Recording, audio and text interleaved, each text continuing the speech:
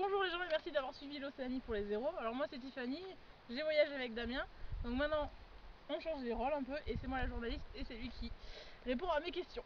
Donc Damien, bonjour. Salut. bonjour. Salut. Donc voilà, donc on est un petit peu à la fin de ton expérience en Australie et en Nouvelle-Zélande après 14 mois. Ça va, tu te sens bien?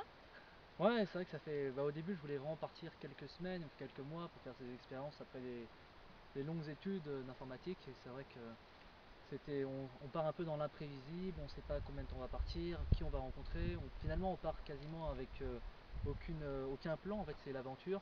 Et c'est pas toujours facile au quotidien, mais C'est ça qui est bon. c'est une aventure surtout à faire quand tu es jeune. C'est une aventure exceptionnelle.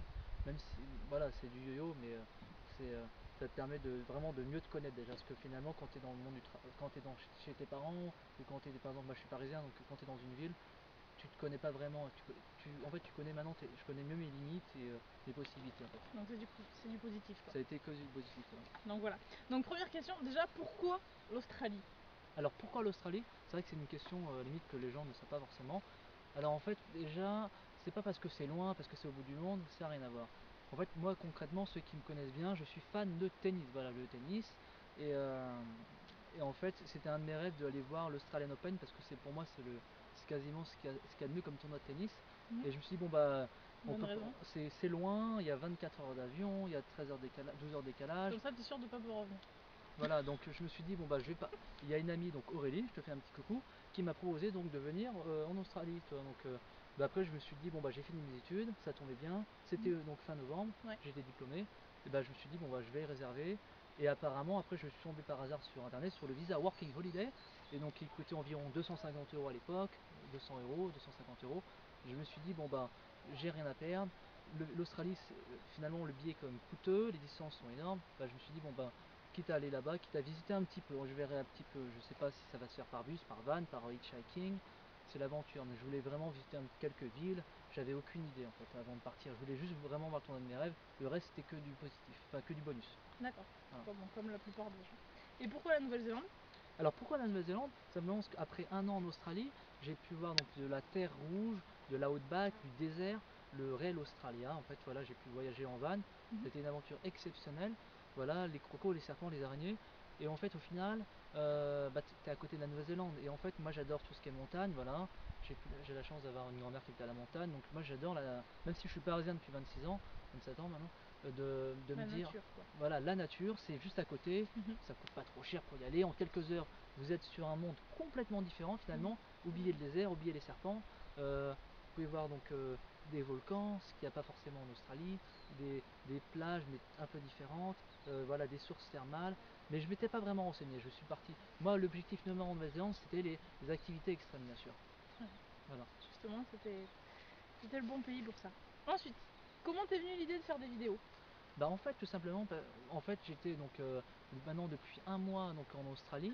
J'étais donc je venais de faire donc le tournoi australien. Avec Aurélie nous avons loué une voiture pour la Great Ocean Road, première aventure, voiture de location.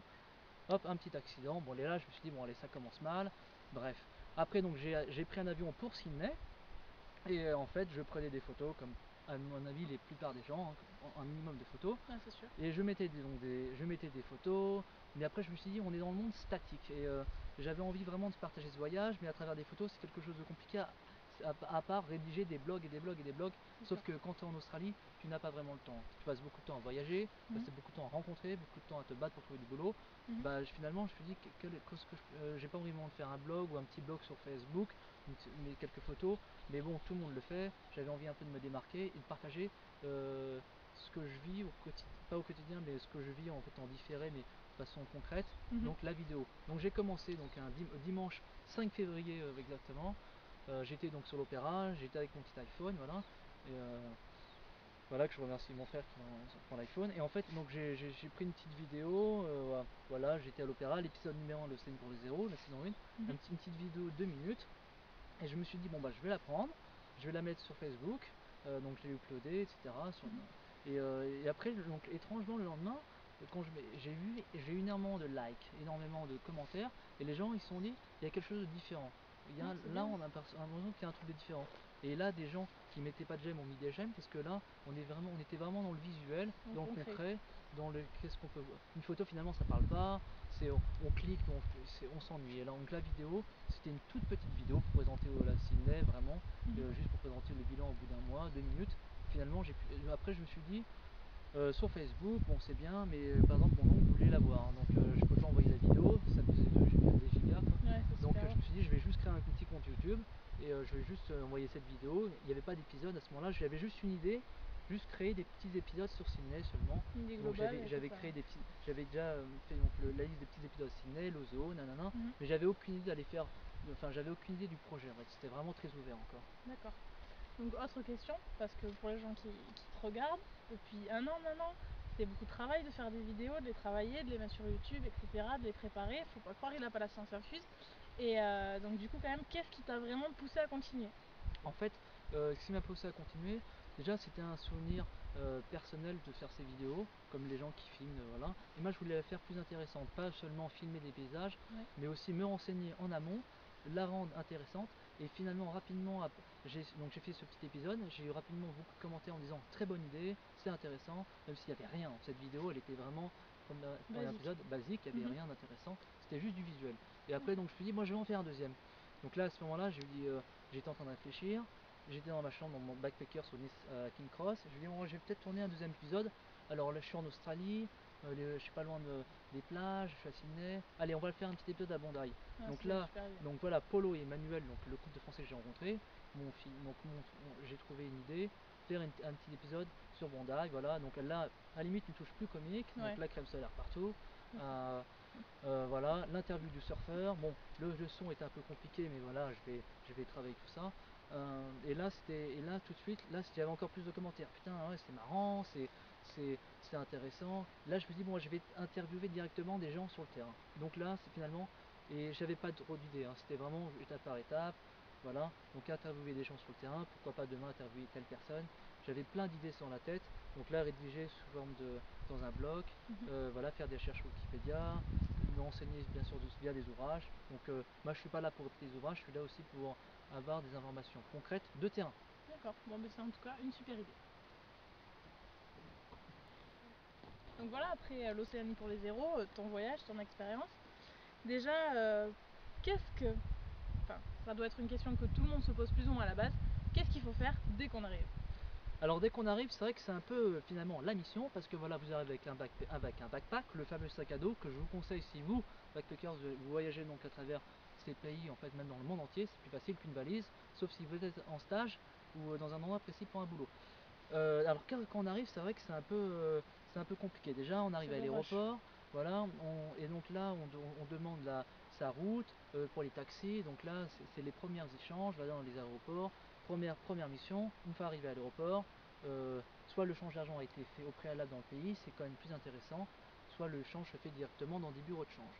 À ce moment-là, après, donc moi j'étais arrivé, en plus c'était compliqué, je m'étais tapé 24 heures d'avion, j'étais arrivé à 11 h du soir, et le lendemain, à 9 h, j'étais prêt pour le tournoi de tennis, pour les voir. Donc l'objectif numéro 1, c'est de trouver un moyen de transport qui vous accompagne de l'aéroport jusqu'aux villes, voilà, jusqu'au point où vous vous rendez. Donc là, il y a les taxis, moi je suis arrivé à Melbourne, donc c'est facile.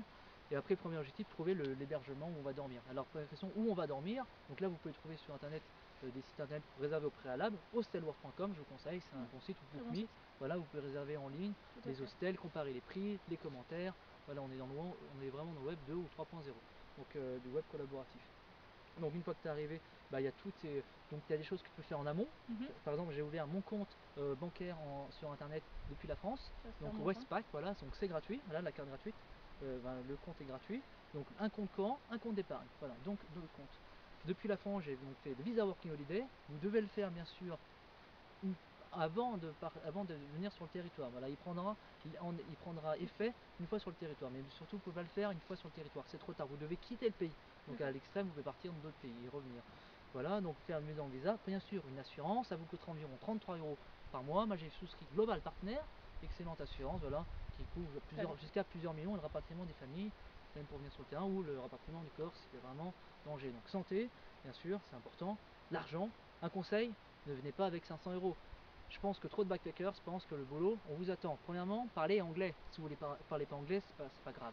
Et finalement, Mais pour trouver du travail, vous c'est pas un pourrez, handicap. vous serez un peu handicapé. Donc là, privilégiez les boulots plutôt manuels, style travail dans le bâtiment. Donc là, ce sera donc plutôt Darwin, le car wash, le travail de picking. Donc là, vous travaillez avec les mains, picking, packing, voilà, pruning, voilà les boulots de ferme, le woofing. Donc là, il n'y a pas besoin vraiment d'échanger. Voilà, une fois sur place, bien sûr, procurez-vous une carte SIM. Voilà, un conseil avec Votre portable. voilà, votre téléphone doit être débloqué, bien sûr. Ouais. Carte SIM, je conseille Yasoptus, c'est pour moi le meilleur opérateur au niveau rapport qualité-prix. Vodafone, on capte mal dès qu'on quitte de la ville. Et Telstra, c'est un peu cher. Donc le meilleur rapport qualité-prix, Yasoptus, 30 $ de recharge. En Australie, on vous offre 300 $. La vie est belle. Voilà pour les téléphones. La carte bancaire, donc vous devez aller à la banque présenter votre passeport, et à ce moment-là, vous allez recevoir donc votre carte bancaire dans les 2-3 jours. Voilà, ça met un peu de temps. Bien sûr, si vous, backpacker, vous voulez travailler, vous procurez un numéro de tax fine number, voilà, ou le TFN, voilà. Vous pouvez le faire à l'amende qu'une fois sur le territoire. Ça se passe sur le site du gouvernement, voilà. C'est pas compliqué, vous faites un formulaire et vous allez recevoir votre tax fine number entre plusieurs jours, plusieurs semaines. Il faut savoir que c'est gratuit, gare aux arnaques. Voilà, donc c'est une sorte de numéro de sécurité sociale pour éviter de payer quasiment 50% d'impôts. Vous allez pouvoir payer donc des impôts mais beaucoup moins cher, environ une quinzaine de pourcents. Ouais. Et après, donc quand vous allez partir du pays, les fameux tax back. Voilà. Donc on vous rend les taxes, la vie est belle. Voilà, donc et bien sûr important, la superannuation. Créez-vous un compte superannuation. Et quand vous travaillez en ferme, vous donnez votre numéro de superannuation. Là, vous pouvez transférer votre argent vers le compte superannuation. Parce qu'après, vous allez créer. Chaque entreprise a différents comptes superannuation. Donc, dire au préalable, voilà. Le téléphone, c'est important, bien sûr. Un conseil, si vous êtes dans une auberge jeunesse, demandez s'il y a du travail. Voilà, parce que vous allez pendant plusieurs jours, voire plusieurs semaines, bloqué dans des villes pour savoir où je vais. L'Australie, c'est un géant, c'est 16 fois la France. C'est un géant, donc ça va où on met les pieds. C'est pas comme en France où on peut rapidement passer d'une rive à une autre. Voilà, donc travail. Moi, personnellement, mon premier boulot, c'était du cleaning. 10 heures de travail dans une auberge jeunesse. Et l'hébergement est gratuit. Voilà, donc c'est mon premier boulot, c'est pas facile, c'est physique, mais bon, on se mouille les mains, même les mecs et les filles, faut tout le monde, on travaille. Voilà. Donc voilà, justement, en parlant de travail, quels ont été tes boulots? Parce qu'il faut savoir qu'il faut économiser pour voyager, pour faire des activités. Donc quels ont été en gros, rapidement, les travaux que tu as fait? Alors les boulots essentiellement, donc j'ai fait donc du cleaning pendant 2 semaines à Sydney. Je me suis rapidement rendu compte qu'à Sydney c'était plus dans les villes, c'est plus un combat de titan, malgré un bac +5, un niveau d'anglais on va dire, je me débrouille, voilà, correct. Donc voilà les TOEIC, donc je suis on va dire concrètement à l'aise, sans non plus être incroyable. Ensuite voilà, donc les villes c'est compliqué, ça coûte cher. Si vous voulez vivre, coffrer de l'argent, voilà, donner de l'argent, je vous conseille plus les travaux manuels, voilà, les travaux manuels. Donc là c'est du travail en ferme, ça peut faire peur, le free picking. Voilà, donc c'est un peu compliqué. Donc moi essentiellement, j'ai travaillé donc un petit peu à Sydney. Donc je suis resté 2 mois à Sydney, voilà, concrètement. 2 semaines à Melbourne, 2 semaines à Sydney. Et voilà, l'aventure a commencé. Voilà, je recherche du boulot avec le CV. Donc toutes les rues de Sydney. Et je me suis rendu compte finalement que j'avais aucune réponse, alors que j'ai 4 ans d'expérience dans la restauration, 4 étés, voilà. Donc j'ai pas mal d'expérience dans des grands restaurants. Et finalement, il n'y avait aucun coup de fil. Et là je me suis dit, c'est pas grave. Le plus important, l'Australie c'est comme un jeu d'échecs. Vous pouvez très bien avoir des bons pions, il faut juste les dépasser au bon endroit. Les endroits c'est les villes. Le plus important, c'est ne pas être émat. Émat, c'est quand vous rentrez en France. Vous pouvez être échec. Moi, j'ai déjà été échec plusieurs fois. C'est pas, on trouve une solution, on respire. Prenez un bol d'air. Ne vous inquiétez pas. C'est pas facile pour tout le monde. Hein. On a plus ou moins de la chance. Moi, j'ai eu de la chance à certains moments, mais aussi des galères. Ça fait partie aussi du jeu. Alors, essentiellement, moi, j'ai travaillé 3 mois en fruit picking. Voilà. Donc, dans une ville en Queensland. Donc, ça se fait par réseau. Voilà. Si vous voulez connaître les bons plans, il faut discuter entre backpackers. Tout à fait. Les vrais meilleurs plans, ça se fait de bouche à oreille.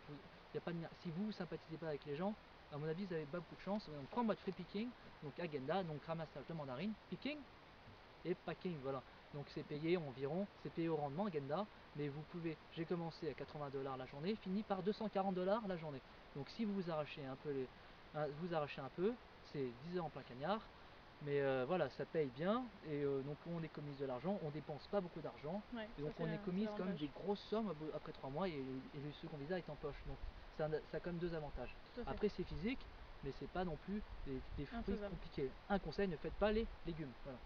Ok, donc ça c'est déjà pas mal. Et quel genre d'emmerde, parce que voilà, faut le dire, quand on voyage, il n'y a pas que toujours des super paysages, des super plans géniaux, donc des fois il y a des emmerdes. Donc quel genre d'emmerde et comment y faire face? Alors En fait, on est finalement, on se retrouve que dans la vie réelle, c'est fait de solutions. Voilà, on a tous eu des embrouilles, voilà, des situations compliquées. Par exemple, l'amie avec qui j'ai fui en Australie, 48 heures après, elle était dans un hôpital à 23h45, voilà, en train de se faire soigner, parce qu'elle avait, voilà, bon, il faut trouver des solutions. Voilà, donc on peut avoir des solutions financières, des solutions de boulot. Donc souvent le problème est lié à l'argent, parce que finalement trop de backpackers arrivent les mains vides avec peu d'argent et se disent que finalement ça tombe du ciel.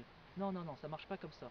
Donc moi le gros problème, enfin les gros problèmes que j'ai rencontrés en Australie essentiellement, c'était surtout au début avec mon pote, on a acheté donc un van. Donc voilà donc l'épisode début du road trip, je crois que c'est l'épisode numéro 6, voilà, si vous l'avez pas vu. Donc là, première question, c'est est-ce que j'achète un van? On a acheté un van, voilà, donc on achète un van, tout se passe bien. Et là, là c'est la première aventure qui commence, voilà, donc vérifiez bien le moteur et tout, c'est important. Donc là pour l'instant, au final, on n'a pas eu trop de problèmes mécaniques, voilà, mais bon, on a vers la fin, on a eu quelques moteurs quand même plusieurs fois, le moteur était enfumé, donc il faut, ça fait peur. Voilà, ça fait peur, mais on prend le risque. Pour moi, il est intéressant de prendre le risque d'acheter un van. Un conseil, essayez d'avoir au moins des connaissances en mécanique avant de venir, mais on peut avoir des problèmes mécaniques, donc ça c'est des problèmes d'argent, des problèmes de boulot. Voilà, une anecdote, par exemple quand j'étais en free-picking après 3 mois, j'ai failli, donc j'étais donc sans un ravin, je me suis trompé de manœuvre, j'ai tapé un tracteur et le van avançait tout seul, j'étais vraiment à 20 cm de plier le van, ça c'est un exemple. Après j'ai pas eu de problème de santé, mais ça peut arriver. Hein. Ça c'est le plus grave. Non, finalement en Australie ça s'est bien passé. Le plus important en Australie c'est de rencontrer les bonnes personnes. Si tu rencontres les bonnes personnes, ton voyage se passera bien. Donc parce que les personnes vont t'influencer tout au long de ton parcours. Donc le plus important c'est de bien passer un peu de temps en ville, rencontrer des personnes, discuter pour voir ce que trouver des personnes avec qui voyager c'est facile, et trouver des bonnes personnes c'est plus compliqué. Donc voilà. Ça c'est mon autre question. Comment trouver des compagnons de voyage? Parce qu'il faut savoir qu'il y a beaucoup de gens qui arrivent tout seuls, qui sont affolés d'arriver tout seuls, c'est quand même l'autre bout du monde. On peut se sentir facilement très seul, of course, quand on est tout seul. Donc quels sont les moyens, tu vois, pour trouver des gens bien, et qu'est-ce qu'il faut, enfin, quelles sont les règles, quoi, pour alors les règles, les règles déjà c'est donc vraiment d'être sociable, voilà, donc dans les backpackers, dans les hostels, donc vous échangez les premiers mots, voilà, il y en a plein qui arrivent tout seuls. Moi personnellement je suis venu avec une amie, mais rapidement mon ami est rentré donc en Belgique pour travailler, donc je me suis retrouvé tout seul. Donc là tu es au bout du monde, tu es tout seul, voilà, et qu'est-ce que tu fais? Tu es là, tu as le paysage, et ben c'est là l'aventure commence. Et ben bon, il faut sympathiser avec les gens. Le plus important, voilà, c'est de discuter, se renseigner. Voilà, il y a des annonces dans les hostels, voilà. Déjà, donc, dans les hostels, pour moi, c'est un moyen de terrain de rencontrer du monde. D'accord, de tourner. Voilà, donc la plateforme terrain, la plateforme bien sûr multimédia. Donc, par exemple en Australie, ça marche énormément. Voilà, donc Gumtree.com, voilà, voilà, comme l'arbre Gumtree, voilà. Donc sur Gumtree, vous allez dans la rubrique Travel Partenaire et vous allez pouvoir rencontrer, voilà, par exemple Camille en a parlé à Brome, vous allez rencontrer pas mal de monde en ligne, voilà. Donc là, personnellement, voilà, par exemple Corentin, quand il est parti de Darwin, j'ai rencontré rapidement deux Allemands avec qui j'ai fait la côte ouest, le western australien, voilà. Donc, et en quelques heures, si vous cherchez un van ou si vous avez un van et que vous cherchez du monde, vous mettez une annonce et rapidement vous rencontrez du monde. Voilà. Donc essentiellement sur Gumtree, sur Couchsurfing, ça peut être une solution. C'est un exemple concret pour Tiffany, moi et Tiffany, voilà. Voilà, mettez des annonces dans les backpacks, ça peut marcher, et ça marche pas super bien. Et après, voilà, c'est... Donc voilà, trouver des compagnons, c'est bien. Mais des fois, comment se passe la vie en communauté? Est-ce que c'est difficile? Comment ça se passe? Comment gérer?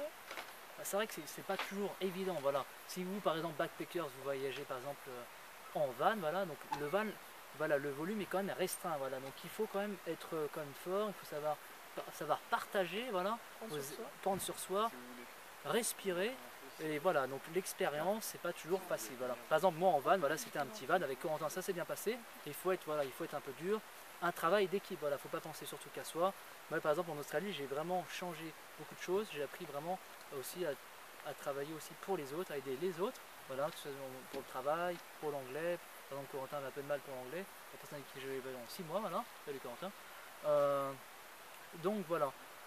Donc après dans les hostels, personnellement, moi j'étais vraiment venu dans l'optique Australie pour être dans la nature. Donc pour moi le van c'est vraiment la cerise sur le gâteau. Après c'est pas la seule solution, mais c'est une solution de liberté, une solution économique pour le logement, 30$ par nuit, on paye rarement 30$ de mécanique par jour. Donc ça faut y penser, voilà. Donc si vous pouvez acheter un véhicule, c'est quand même une bonne solution, avoir quelques connaissances mécaniques.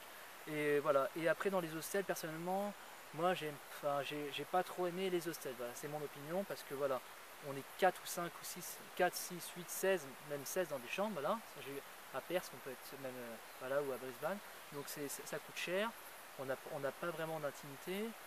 Voilà, et on est tous ensemble, ça fait un peu colo, et ça rentre, ça sort, voilà, les gens dans les hostels. Donc personnellement, pour moi la vie d'hostel elle est beaucoup plus dure mentalement, moralement que dans la vie de van. Même si dans la vie de van c'est l'aventure complète, donc voilà, on ne sait pas, au niveau mécanique, on a peur, voilà, on part pour le désert. Quand je partais pour le désert, c'est vrai qu'on regarde 2 fois le ciel, parce que si ça lâche, on ne sait pas ce qui va se passer. C'est sûr. Mais c'est comme ça, c'est l'aventure, hein. À un moment donné, faut y aller. Et voilà, donc c'est la vie de van, mais c'est pas toujours facile parce que finalement pendant un an j'ai jamais eu de temps pour moi finalement. Le seul temps que j'ai eu pour moi, je l'ai consacré pour vous, donc pour les vidéos. Et donc ça me prend du temps aussi pour faire ces vidéos. Et voilà, donc mais finalement ouais, t'as pas beaucoup de temps pour toi. Et même en free picking, toi tu rentres, tu travailles 12 heures par jour. Tu arrives dans un van de 2 mètres carrés. Après voilà, c'est l'aventure, il faut savoir ce qu'on veut, on travaille dur, mais c'est pas pour rien. Voilà, il n'y a pas papa maman, il n'y a pas la chambre, le confort, la télé.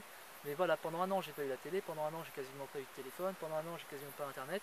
Et pour un Parisien qui finalement qui utilise au quotidien, pour un ingénieur informatique, ces technologies, finalement, on se rend compte que on peut vraiment s'en passer et de privilégier le côté finalement humain que le côté vraiment virtuel. Tout à fait, mais ça c'est une bonne chose. Il faut savoir que de nombreuses personnes, moi en particulier, et je pense tout le monde, on arrive en Australie ou en Nouvelle-Zélande avec de grosses illusions. Voilà. Donc quelles sont ces grosses illusions? Tu en as mentionné 2 déjà. Donc déjà le travail, ils vous attendent pas si vous parlez pas anglais, ça faut pas rêver, hein, c'est normal. Et il faut pas venir sans rien. C'est clair qu'avec 500 €, bon ben on fait rien et on reste pas longtemps. Donc voilà, et le reste? Alors les désillusions, bah déjà je pense qu'il faut arrêter d'idéaliser le pays, hein. On n'est pas dans le monde des bisounours, même si on est loin, voilà, les kangourous, les koalas dans les arbres, voilà, on sert des cocktails sur la plage. La réalité elle est vraiment différente. Je n'ai pas vraiment eu de désillusion par rapport à l'Australie. Non, j'ai pas vraiment d'aspect négatif par rapport. Le soleil. Voilà, on va dire ma seule grosse désillusion par exemple c'est voilà, le fait qu'il fasse tout le temps soleil, tu peux pas vraiment exposer pendant la journée. Donc ça c'était un peu frustrant de se dire bah, j'ai des plages paradisiaques mais je peux pas y rester. Voilà. Après mon autre désillusion finalement je m'attendais pas à que ce soit aussi cher. Voilà. Même si en Australie on gagne environ 3 fois mieux sa vie qu'en France, tu vois, voilà, donc même si on gagne mieux sa vie, la vie est quand même vraiment chère. Donc la désillusion, c'est le coût de la vie. Voilà, ça c'est vrai que c'est vraiment. Ça fait peur. La première fois que je suis rentré donc à Sydney dans un supermarché, au début je comprenais pas trop parce que voilà le dollar et l'euro est comme similaire. Voilà, faut pas se faire de film ici, c'est pas gratuit quoi. Voilà, ou même pour vous étrangers, voilà, quand vous changez la monnaie. Faites attention. C'est compliqué, voilà. Donc le coût de la vie, c'était une grosse désillusion, voilà, de me dire waouh, quand tu arrives avec ton argent, même si tu arrives avec 5 000 €, 10 000 €, faut pas croire, ça part très vite, voilà. Donc la désillusion, voilà, tout ce qui est alcool, tout ce qui est donc l'alcool est très cher, voilà, tout ce qui est très cher. Le fromage, j'ai dû m'en passer pendant un an, la viande pendant un an. Le pain, n'en parlons pas. Le pain, voilà. Donc la désillusion, c'est la qualité de la nourriture, bien sûr. Voilà, donc on dépense beaucoup d'argent pour pas grand chose. Donc personnellement, je respecte les Australiens et la culture australienne, et personnellement, la nourriture, trouver de la bonne nourriture, c'est possible, mais c'est quand même compliqué, voilà, et ça coûte cher pour les backpackers. Donc finalement, pendant un an, ça a été orienté noodles. Ça c'est sûr. Une autre désillusion, il faut savoir quand même qu'en Australie, il y a des saisons. Donc quand c'est l'hiver, il n'y a pas de soleil, il n'y a pas de... Donc prenez des pulls quand même, n'arrivez pas qu'avec des t-shirts et des shorts, de temps en temps on se les caille, voilà, il faut savoir. Voilà. Ensuite, donc pour finir un petit peu cette petite interview, quels ont été tes meilleurs souvenirs? Mes meilleurs souvenirs, en fait, bah déjà, ça a été tous ces... Bah en fait, tout simplement, voilà, c'est quand j'ai fait mes vidéos donc sur le long de la côte Est, donc j'ai fait 6 épisodes, après j'ai fait 3 mois de free picking, et j'avais pas vraiment d'intérêt de continuer ces vidéos, parce que je voyais qu'il n'y avait pas vraiment de vues, j'avais pas trop d'idées, et voilà, j'ai fait quelques épisodes, des micros-épisodes à Tonville, des micros-épisodes sur la barrière de corail, voilà, et là, je voyais que ça marchait pas, hein. C'était quelques vues, et en fait, je suis arrivé dans le désert, c'est pareil, avec pas trop d'idées, donc je lisais quelques articles sur le désert, mais je voulais quand même continuer ce projet pour moi, et je me suis dit, bon, j'ai rien à perdre, même bon, bah tant pis, ce sera juste un petit projet. Et après, voilà, à Uluru, tu vois, avec mon pote, on a bien réfléchi sur la vidéo, une vidéo toute simple, j'arrive déguisé en aborigène, voilà, et voilà, on est passé Et en fait, les gens, en fait, voilà, la planche de surf à la fin, plein de petites idées. En fait, c'est des petites idées finalement qui font la différence dans une vidéo. Comique, hein. Voilà, et je suis passé de 10 vidéos vues à 100 fois à une vidéo vue à 8000 fois. Tout simplement parce que finalement, il faut réfléchir, voilà. C'est pas forcément la qualité du montage, c'est surtout l'idée centrale dans la vidéo, toi, à mon idée. Donc, et voilà, les gens, ils veulent voir du comique, de l'intéressant. Et finalement, cette vidéo, elle était intéressante. C'était 3 minutes. Tu apprends sur roue de roue, tu arrives en van en déguisé en aborigène. Et c'était, voilà. Alors, après, mes plus beaux souvenirs, ça a été d'être sur roue de roue, toi. Quand j'étais sur le roue, j'étais au sommet, j'ai grimpé au roue. Donc le désert, c'est exceptionnel. Donc si vous backpackers venez en Australie, ne l'oubliez pas. Vous ne pouvez pas rater le désert. C'est la priorité numéro 1, à mon opinion. Après, la grande barrière de corail, c'est une désillusion, voilà, pour ma part. Les Whitsunday, c'est quelque chose de magnifique, mais trop commercial. Voilà. Donc ça coûte très cher. Et bon, voilà, mon baptême de plongée, ça dure 15 minutes. Pour mon premier baptême, j'étais déçu. Et quand je suis arrivé sur la... Et par contre, ce que j'ai adoré, c'est là, le western australien. Il n'y a personne, les plages sont paradisiaques. Par contre, ça coûte un peu cher au niveau du fuel. Mais voilà, à Coral Bay ou à Cap Range National Park, vous avez les plus belles plages de l'Australie. Voilà. Donc là, vous pouvez voir des poissons, des requins, malheureusement. Voilà, pour ma part. Et donc là, c'était... Et voilà, et pour moi, le summum en Australie, c'est le Karijini National Park. C'était impensable, en fait. Je pense qu'il faut s'y rendre pour réaliser la beauté de ce paysage. Voilà. Ces gorges, ces cascades.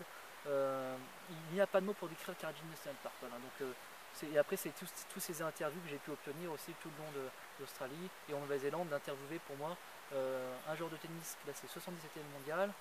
Dans mes vidéos, c'était exceptionnel pour le jour de l'an. Voilà. Donc Michael Russell, c'était exceptionnel d'interviewer le joueur. Donc pour moi, c'était et pour moi le meilleur moment de ma vie, je l'ai eu en Nouvelle-Zélande. Ce saut à l'essai du bungee jumping, 7 secondes de chute libre, ça a été magique. D'accord, c'est déjà pas mal. Et juste donc pour la dernière question, et si c'était à refaire? Si c'était à refaire, bah non, si c'était à refaire, il n'y a pas, avec les si on refait le monde, je pense que j'ai fait mon maximum pour vous, j'ai fait mes vidéos. Et pour toi? Voilà, pour moi, mes photos, j'ai montré plein de monde. Et voilà, non, il n'y a pas de si, j'ai vu ce que j'avais à voir, j'ai pas malheureusement, j'ai fait tout le tour, on va dire, sauf entre Espérance et Melbourne, entre Espérance et Warrnambool, donc la fin de la Great Eastern Road et la fin d'Espérance, finalement, il n'y a pas grand chose. Après, ma grande désillusion, par exemple, ça a été de galérer un peu dans le garage à Perth, donc de connaître davantage plus en mécanique, voilà, pour pas se faire avoir. Voilà, donc, mais sinon, j'ai aucun regret, que ce soit les deux mondes de Nouvelle-Zélande. J'ai rencontré encore des meilleures personnes en Nouvelle-Zélande qu'en Australie en un an. Et tout s'est bien passé dans l'ensemble, même s'il y a eu quelques galères. Ça a été, il n'y a pas eu vraiment de... je ne pourrais pas refaire le monde, donc ça a été une aventure exceptionnelle. Donc aucun regret. Voilà. Donc voilà, l'aventure continue, bien sûr. Voilà, le projet est en cours. Actuellement, 23 épisodes de la saison 1. Donc c'est bloqué à Litchfield National Park. Vous allez le reprendre pour le western australien. Donc on verra où on met cette vidéo. Bien sûr, la saison 2 de Nouvelle-Zélande. Et voilà, le projet est en train de monter. Les partenaires Kevin Adventure, Marco Australia et Jenny Road Trip. Le projet est en train de monter. Je suis passé du petit backpacker à quelques vues. Actuellement, j'ai 17 000 vues au 25 février. Donc c'est quand même énorme. Voilà, c'est énorme. Et moi ça m'amuse, ça m'intéresse. J'apprends pas mal de choses que ça me force à me renseigner. Voilà, actuellement, là, je suis à Tongariro National Park. Voilà, donc une des plus belles marches du monde. Et c'est une aventure exceptionnelle, même de faire partager aux backpackers ces vidéos qui reverront, ça se trouve dans un an, qui les reverront jamais, mais c'est pas grave. C'est juste des souvenirs. Pour moi, les souvenirs vidéo reste ancré, alors qu'une photo ça ne part pas et ça moisit au fond du placard. C'est pas faux. Bon voilà, donc il faut savoir que cette vidéo elle n'a pas été préparée, il n'a jamais vu les questions auparavant, donc ça c'est un plus. Et merci de m'avoir accordé cette interview. Merci, merci de suivre mon aventure. Voilà, et continuez à suivre son aventure surtout. Merci les amis. Ciao.